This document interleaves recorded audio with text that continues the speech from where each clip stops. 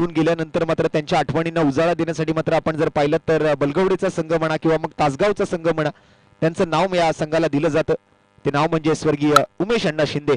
यावेळेला मात्र rising delivery आणि पहिल्याच बॉलवरती आल्यानंतर मात्र आक्रमण केले फलंदाजाने. आपल्या उंचीचा चांगला फायदा उचललाय. नंबर 2 मध्ये सुशील बुर्ले त्याच्या पहिल्या चेंडूवरती मात्र केलं आक्रमण. विशाल चव्हाणच्या बॅट मधून हा चौकार आलाय.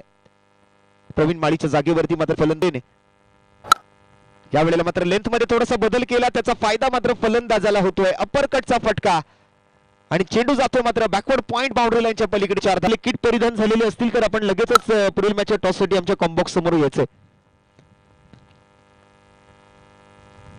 पुन्हा एकदा सुशील. याही वेळेला मात्र फुटवर्क चांगलं पाहायला मिळतंय आणि या फुटवर्क मुळे मात्र आणखीन एक चौकार.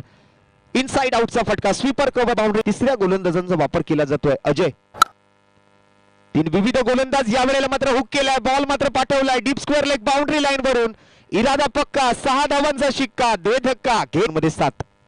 धावसंख्या 26.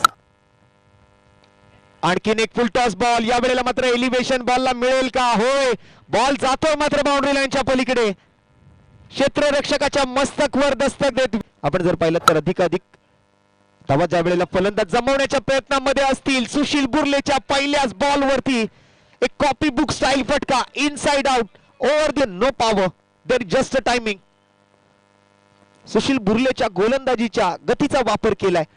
एक चांगलं टायमिंग तिकडे पाहायला मिळालं. याला म्हटली जाते समय साधना.